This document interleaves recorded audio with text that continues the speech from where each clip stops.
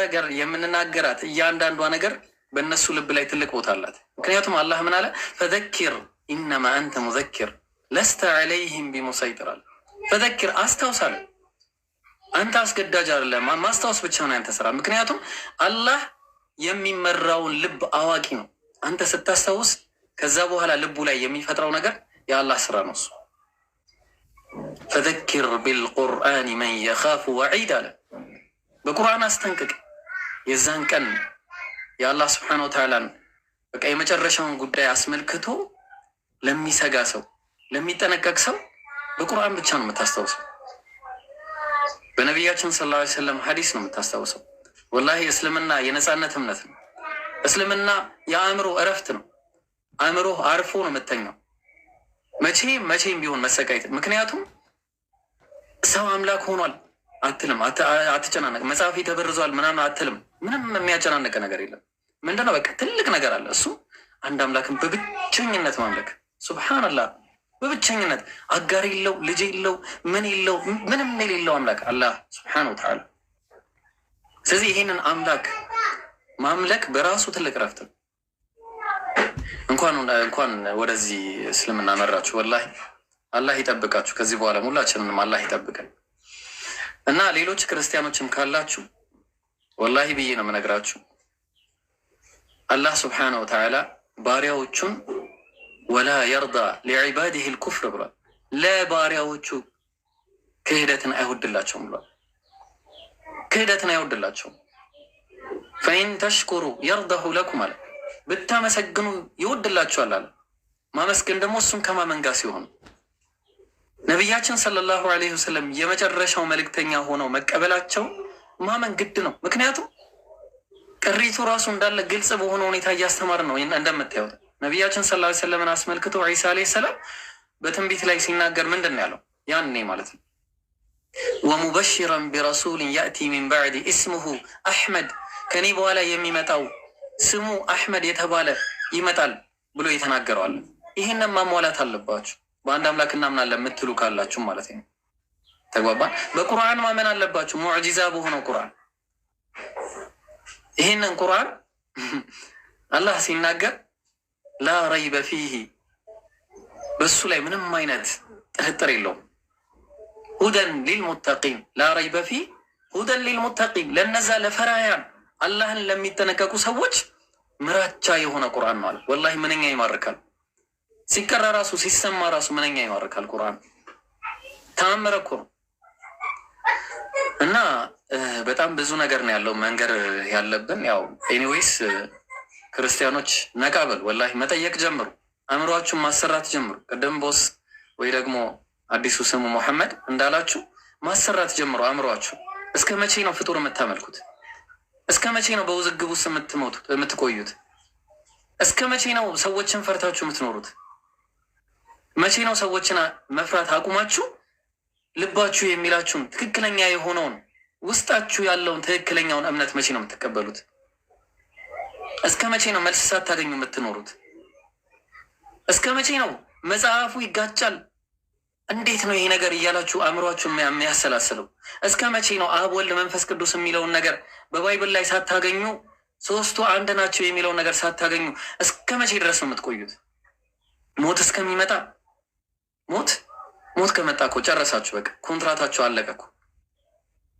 በቃ እኮ አለቀ እኮ፣ ኮንትራታችሁ ተዘጋ ማለት ነው። ምድር ላይ ያላችሁ ነገር ሙሉ በሙሉ ተዘጋ። ያ ሐስረታ ከማለታችሁ በፊት፣ ወይኔ ዋቁጭቴ ከማለታችሁ በፊት ምን አለ እንትናን ጓደኛ አድርጌ ባልያዝኩ ኖሮ በምትሉበት፣ ምን አለ ይህንን መንገድ ባልተከተልኩኝ መልእክተኛውን ተከትዬ በነበረ በምትሉበት ቀን፣ ይህንን ከማለታችሁ በፊት ዛሬ ልባችሁ የሚላችሁን የአንድ አምላክን ጎዳና መከተል ይሻላችኋል። ወላሂ ነው የምላችሁ። አላህ ቢያንስ አንድ ቻንስ አለ።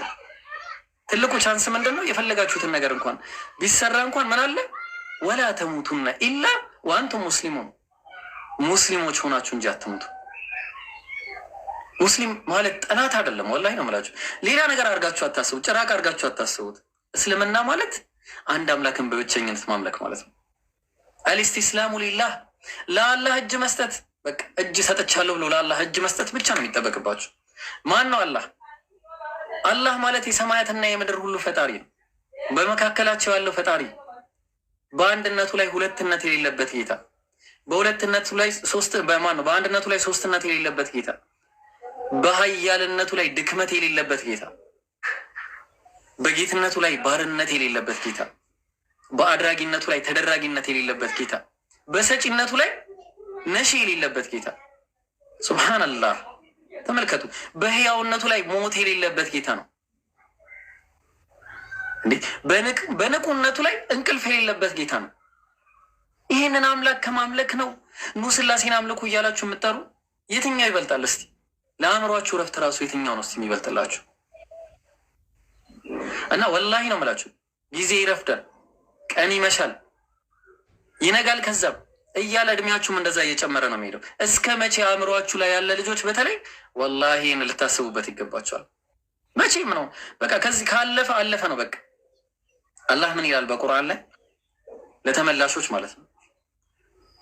ያ ዒባዲየ አለዚነ አስረፉ ዐላ አንፉሲሂም ላ ተቅነጡ ሚን ረሕመቲላህ ኢነላሀ የግፊሩ ዙኑበ ጀሚዓ ኢነሁ ሁወል ገፉሩ ረሒም። ተመልከቱ። ያ ዒባዲየ አለዚነ አስረፉ ዐላ አንፉሲሂም፣ እናንተ ባሪያዎች ያለ በነፍሶቻችሁ ላይ ድንበርን ያለፋችሁ ባሪያዎች እያለ ይናገራል።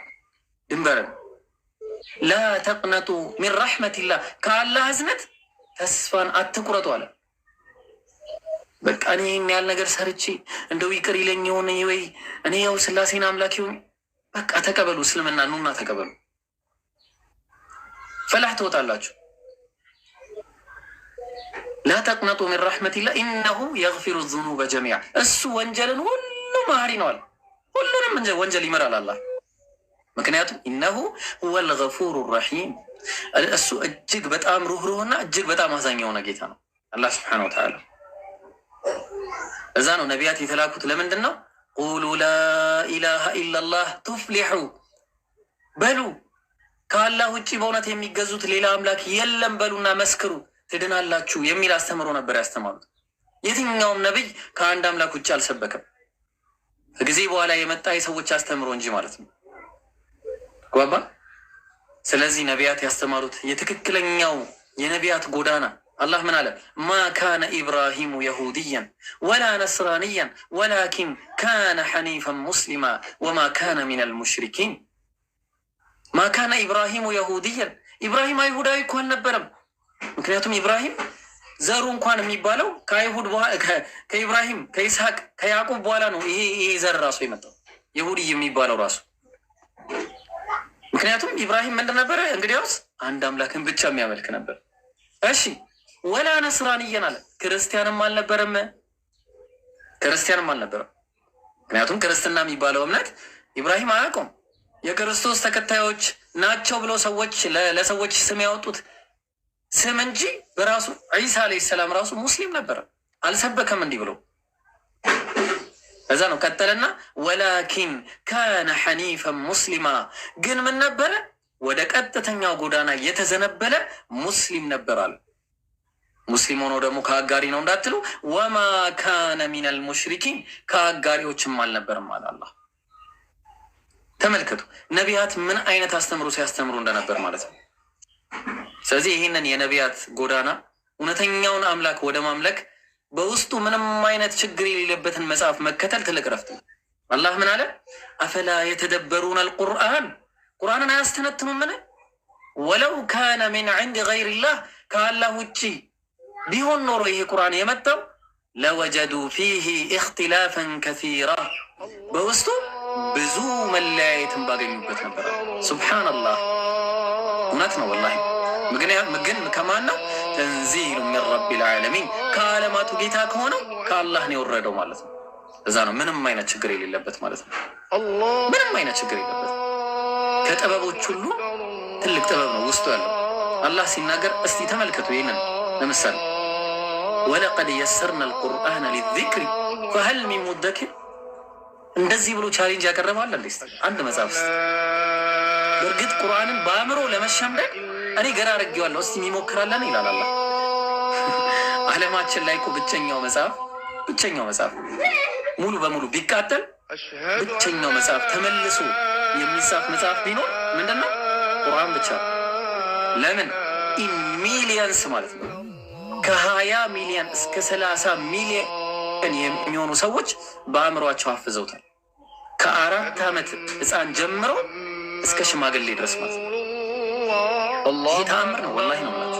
አሁን እዚህ ጋር ብጠቅስ እስቲ ሐፊዝ አልቁርአን ስንት አለ ብዬ ብጠቅስ ወላሂ ከ900 ምናምን በእርግጠኝነት 100 ምናምን ላገኝ ይችላል። በእርግጠኝነት ሊኖር ይችላል።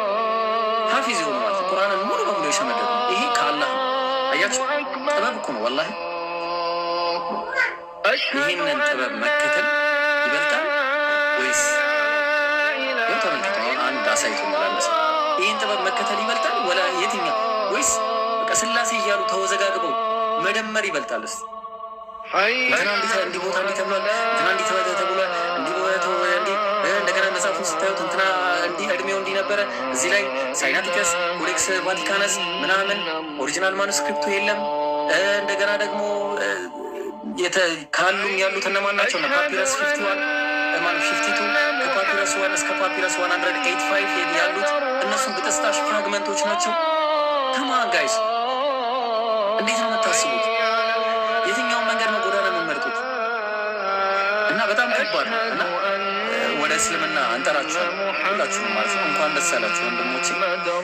2 ሙሐመዶችን ዛሬ አላህ ሰጥቶናል። አልሐምዱሊላህ ረቢል ዓለሚን። ለዓለማቱ ጌታ ለአላህ ምስጋና ይገባል። አልሐምዱሊላህ ወንድሞቼ። ያስገባችሁ አህመድ ኢማም አሊ ማለት የምትፈልጉት ካላችሁ አባጫላም አይ ቲንክ ኮምፓራቲቭ ላይ የሚሰራ ይመስለኛል። ባላገብ እንትን ባለለም እናንተም ካላችሁ መቀጠል ትችላላችሁ። በተለይ እስልምና ላይ አንዳንድ ነገር ብትሉ ካላችሁ ማለት ነው። እና ቸጎ መሐመድ ሁለታችሁ መሐመድ ስለሆናችሁ በውስጥ አናግረኝ ኢንሻላህ ትምህርት አስገባለሁ። እሺ፣ ከዛ ያለውን ነገር እኔ ኢብሬ ከይቅርታ ጋር ምናልባት መናገር ከተቻለ ላስፈቅድህና ተናገር። ቴክ ዩር ታይም። መልካም።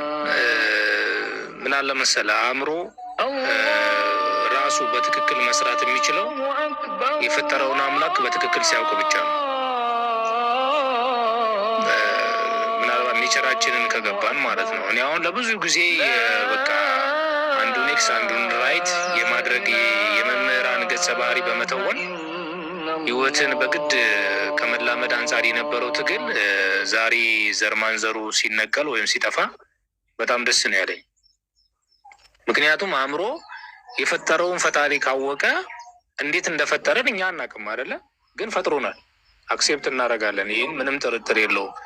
ነገር ግን የተፈጠርንበት አውድ ሊገለጥልን የሚችለው እሱን በቀጥታ መረዳት ስንችል፣ አፈጣጠራችንን እርስ በራስ በመተባበር ስንገልጠው በዛን ሰዓት የሚገርም እውቀት የሚገርም ጥበብ። አንድ ጊዜ አስታውሳለሁ 11 እና 12 ስማር ሂስትሪ ላይ የእስልምና ስም ያላቸው ስሞች አሉና ሂስትሪ ላይ ምናልባት የተማራችሁ ካላችሁ ማለት ነው 2007 ነው የጨረስኩት እኔ እና እውቀታቸው ምናምን ሲባል እንዴ ቆይ ክርስቲያን የሆኑት ሂሳቡ ሜዲሲን ላይ ምናምን ላይ ምንም ይጠቀስ የለም።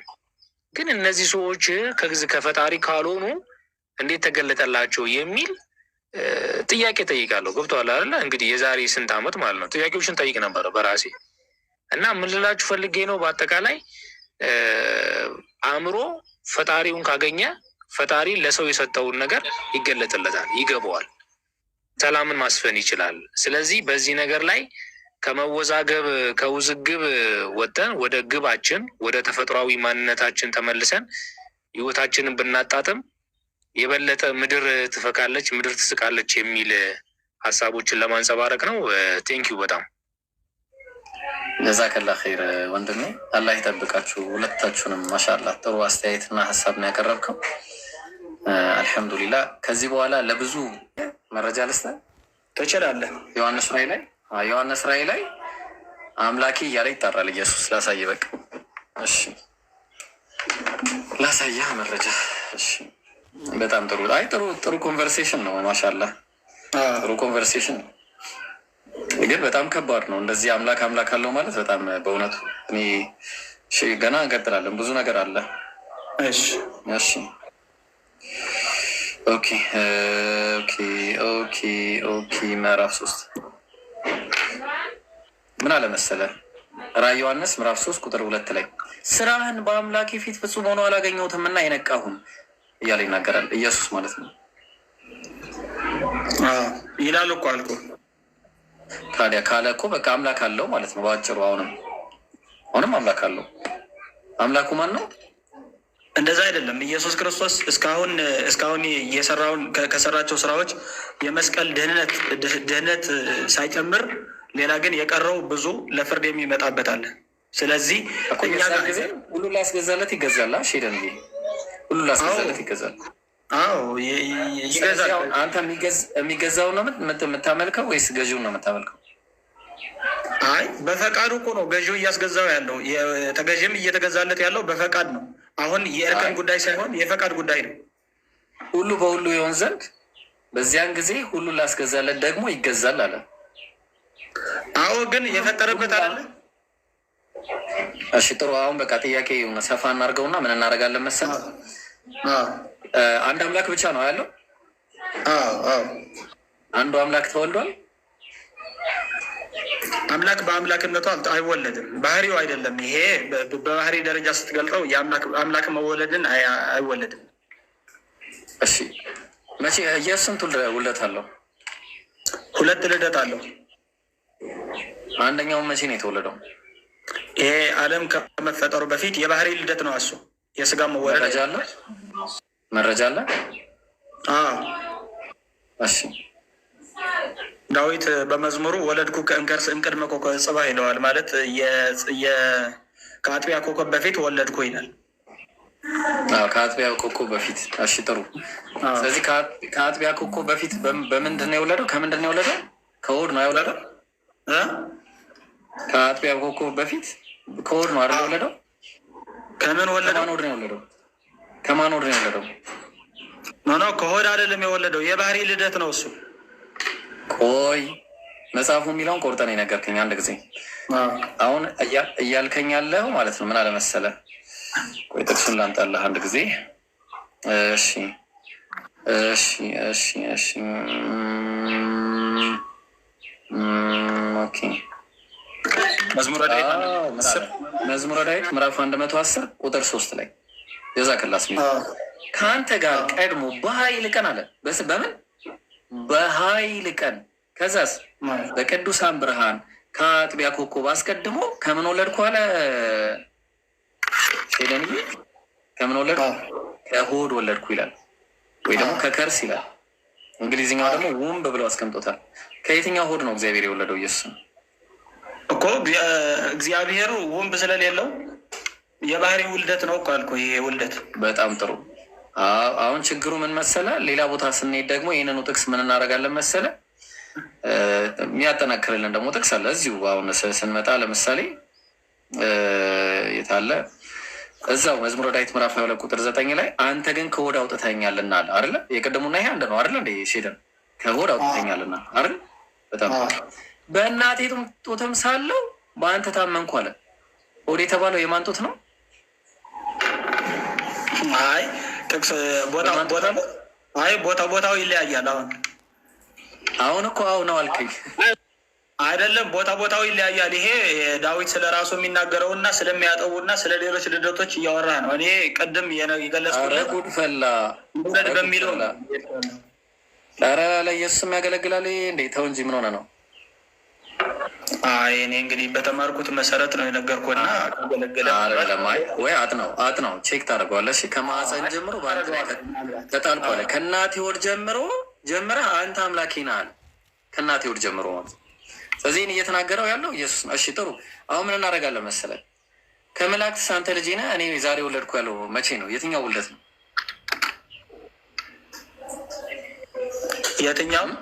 የትኛው ውልደት ነው?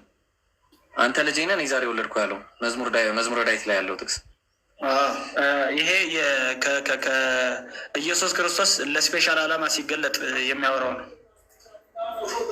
ዛሬ የሚለው ጥሩ። የቅድሙ ጥቅስ ላይ ልመለስ። ስፔሻል ዓላማ ስትል የትኛው ስፔሻል ዓላማ? ያው ፎርኤቨር ነው። በክርስትና እምነት አብ አባቱ ዓለም ሳይፈጠር ነው ወይስ ከማርያም ነው? አይደለም፣ አብ አባቱ ሲሆን ዘላለማዊ ልደት ነው አይደለም። ስለዚህ ዛሬ ወለድኩ የሚለው ለዛችው ሞመንት ለሚደረገው መቼ ነው? ዓለም ሳይፈጠር ነው። ስለ ዓለም ሳይፈጠር ነው እያወራ ያለው አይደለም። ይሄ ስለ መቼ ነው? ከማርያም ነው? አይ ከማርያምም አልመሰለኝም። እሱ ያልከው ቃል እስኪ ድገምልኝ በደንብ። ትክክል። አንተ ልጄ ነህ፣ እኔ ዛሬ ወለድኩ አለው። ዛሬ ወልጃለሁ፣ ደግሞ ምን አባቱ ሆኗለሁ፣ እሱም ልጅ ይሆነኛል። አየው፣ ከቶ ያለው ለማን ነው አለ። የዕብራውያን ጻፊ አምጥቶ አስቀምጠ። አሁን ጥያቄው ይሄ ውልደት ዓለም ሳይፈጠር ነው አይደለ? እንደናንተ እምነት።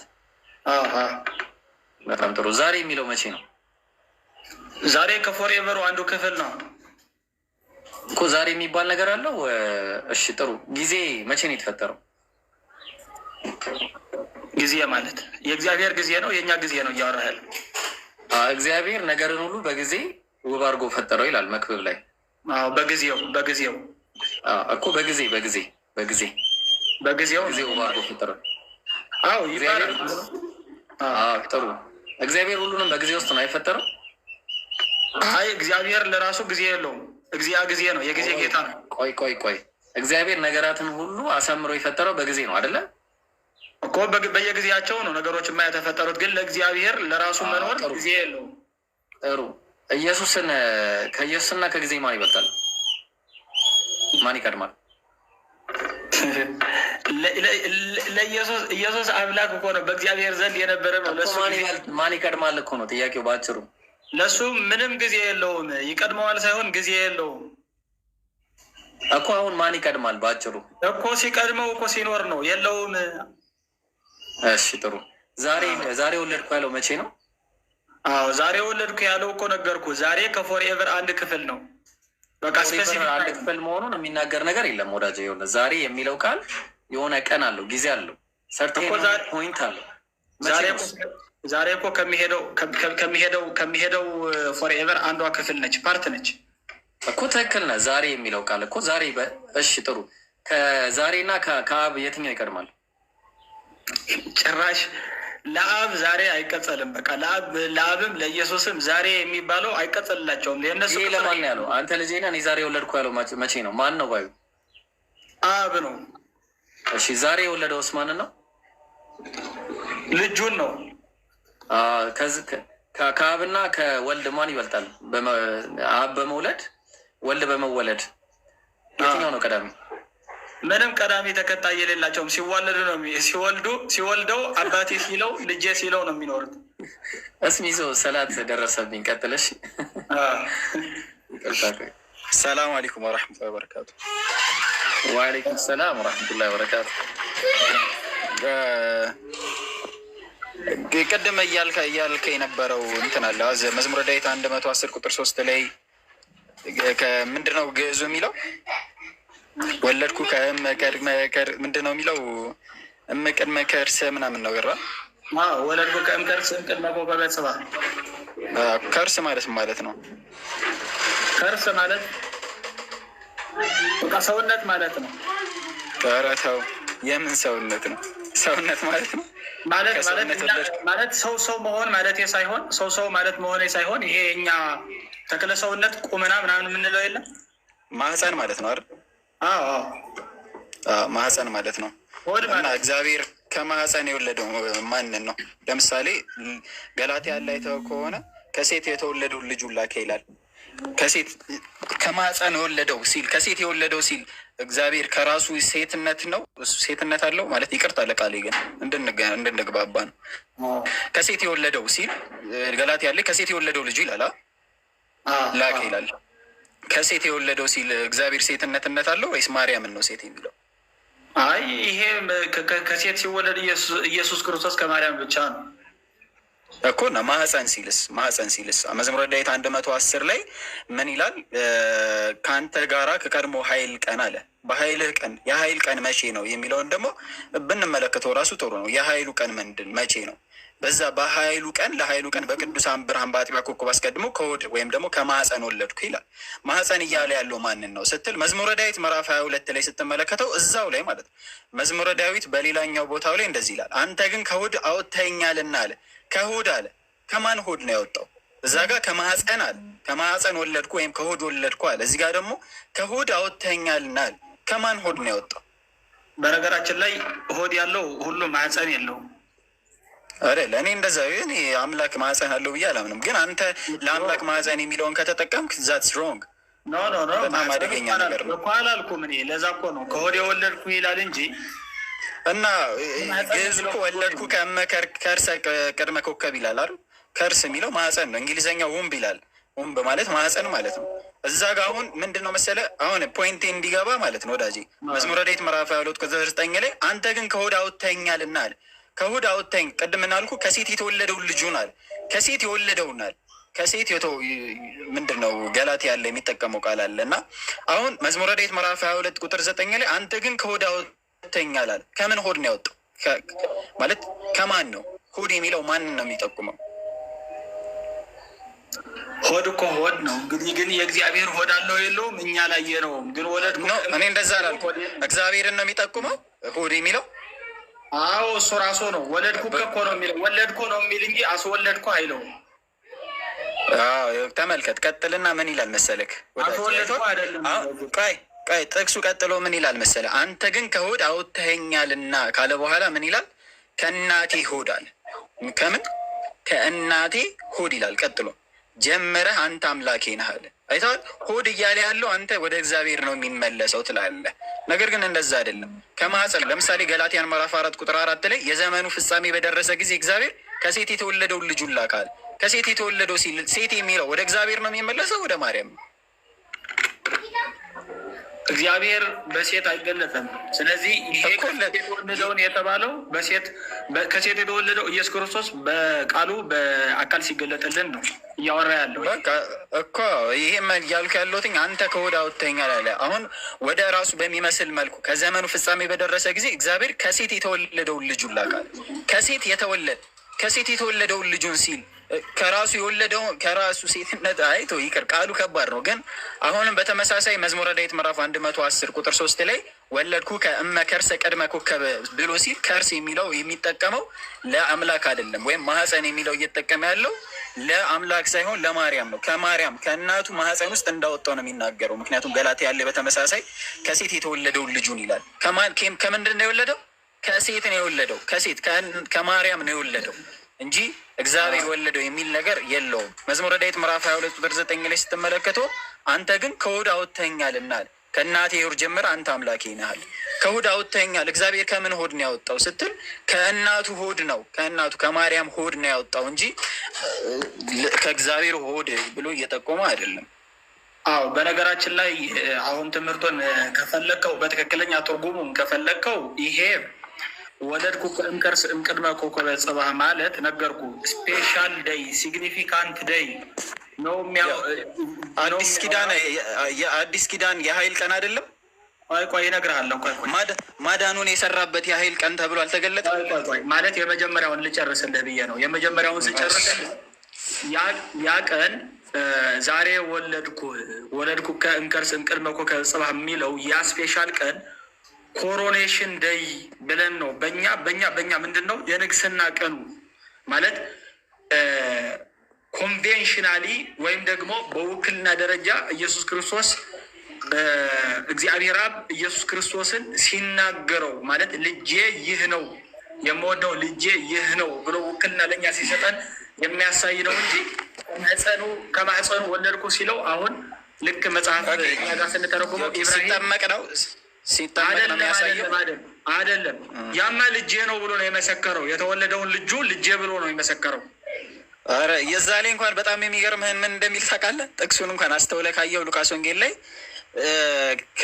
የመረጥኩት ልጄ ይሄ ነው እርሱን ስሙት ነው የሚለው። የመረጥኩት ለልጅነት ራሱ ተመርጦ ነው። አይተሃል? ከባድ ተመርጦ ነው። አይተሃል? ስማ እሱማ ብያለሁ እኮ እኔ እያልኩ ያለው ሰምተኛል።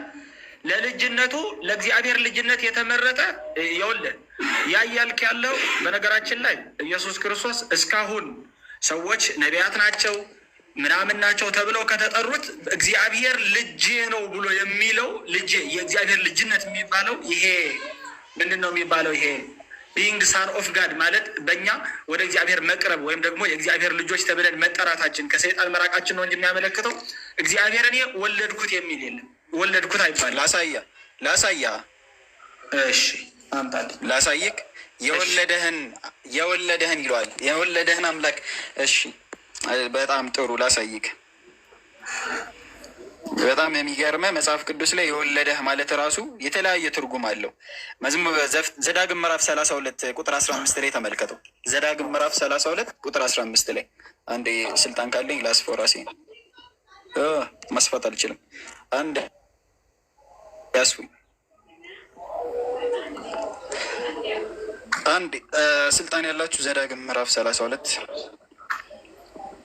ወለድኩ ማለት በራሱ እኮ ፈጠርኩ ማለት ነው። ለምሳሌ ተራሮች ሳይወለዱ ይላል። ተራሮች ሳይወለዱ ማለት ምን ማለት ነው? ተራሮች ሳይፈጠሩ ማለት ነው። በተመሳሳይ የወለደ ተብሎ የተገለጸ ላሳይ።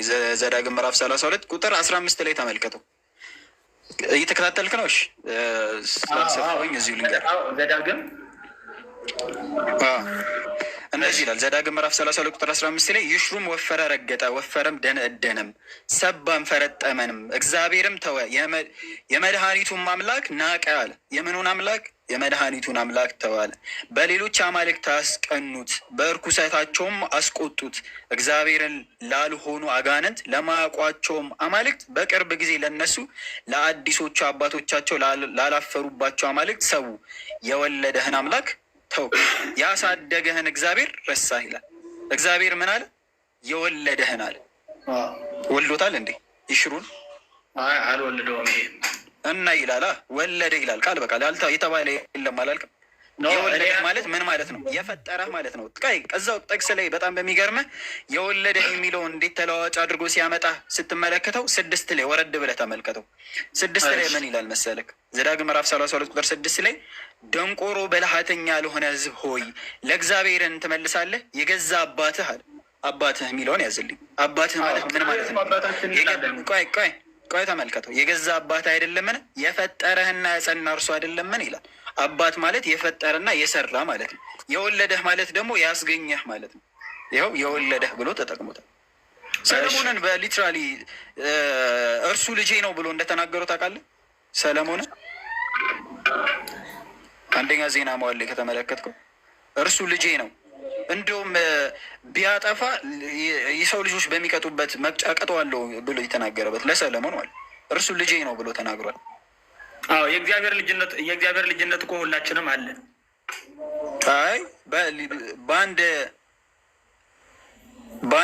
በተናጠል አልተነገረም አላልከኝ እኮ? የእግዚአብሔር ልጅነት እኮ ሁላችንም አለን። የኢየሱስ ክርስቶስ ልደት ከዚህ እኮ ኢየሱስ በአዲስ ኪዳን የበኩር ልጅ ነው ወይም ደግሞ አንድያ ልጅ ነው። ለምሳሌ እስራኤል የበኩር ልጅ ተብሏል። የበኩር ልጅ ማለት ምን ማለት ነው? የበኩር ልጅ ማለት የመጀመሪያ ልጅ ማለት ነው። ነገር ግን እስራኤል የበኩር ልጅ ብቸኛው ልጁ ነበረ ብለን ስንል አልነበረም። ለምሳሌ ሌሎችም የበኩር ልጅ ተብለው ተገልጸዋል። ገብተዋል። የበኩር ልጅ ተብሎ ሌሎችም ተገልጸዋል። ነገር ግን ለአዲስ ኪዳን ኢየሱስ የአንድያ ልጅ ነው ወይም ደግሞ የበኩር ልጅ ነው። ገብቷል። ለምሳሌ ማን ነው? ይስሐቅ የበኩር ልጅ ተብሏል እንደ መጽሐፍ ቅዱስ። የአብርሃም የበኩር ልጅ ነው አለክ። ይሰማል ድምፄ? ይስሐቅ የበኩር ልጅ ተብሏል። አዎ የበኩር ልጅ ነው።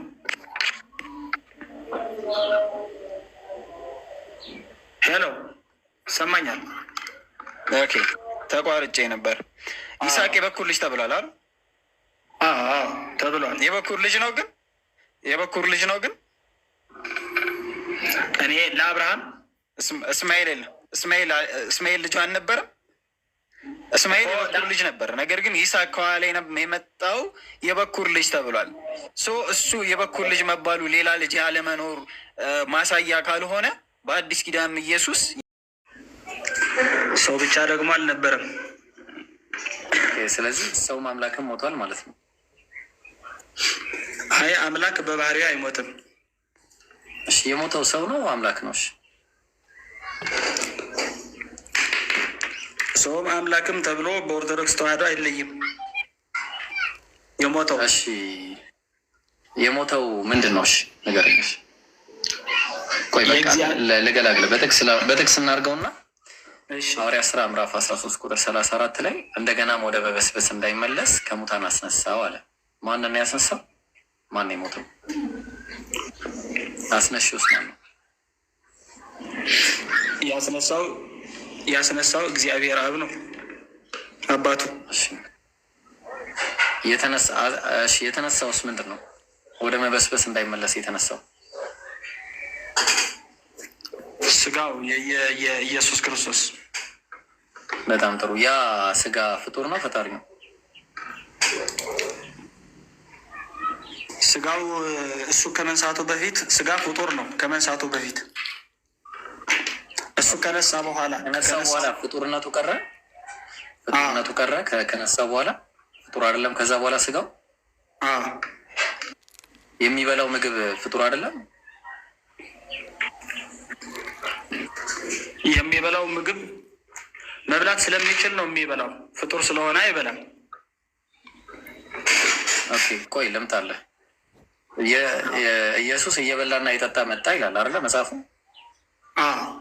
ይበላል፣ ይጠጣል፣ ሰርግም ይጠራም ነበር። ትክክል እኮ ነህ። እሺ ሉቃስ 2:52 ላይ በጥበብና በቁመት በሞገስም በእግዚአብሔርና በሰዎች ፊት ያድግ ነበር አለ። ሲያድግ የነበረው እየበላ ነው? እያደገ ነበር። እንደ ማንኛውም ዕብራዊ ልጅ፣ እንደ ማንኛውም አይሁዳዊ ልጅ እያደገ ነው ያደገው። ሰውነቱ ሲያድግ በምንድን ነበር የሚገነባው? እኛ ምግብ እንደምንበላው ምግብ ይበላል። በጣም ጥሩ። ያ ምግብ ፍጡር ነው ፈጣሪ ነው? ምግቡ ፍጡር ነው። ምግብ ፈጣሪ አይደለም። ስለዚህ በፍጡር የተገነባ ሰውነት ፍጡር ነው ማለት ነው? ሊባል አይችልም። እሺ ፈጣሪ ነው? አዎ ፈጣሪ ነው። ኢየሱስ ክርስቶስ ፈጣሪ ነው። የሞተውስ ፈጣሪ ነው? አይ ፈጣሪነት ለአምላክ ነው ባህሪው የሚቀጠለው እኮ። የሞተው ምንድን ነው? የሞተው የኢየሱስ ክርስቶስ የተባለው የእግዚአብሔር አብ ቃል ስጋ እሱ ፍጡር ፈጣሪ ነው። እሱ ፍጡር ነው ፈጣሪ ነው? የሞተው ማን? ኢየሱስ ክርስቶስ። የሞተው ስጋ ፍጡር ነው ፈጣሪ ነው?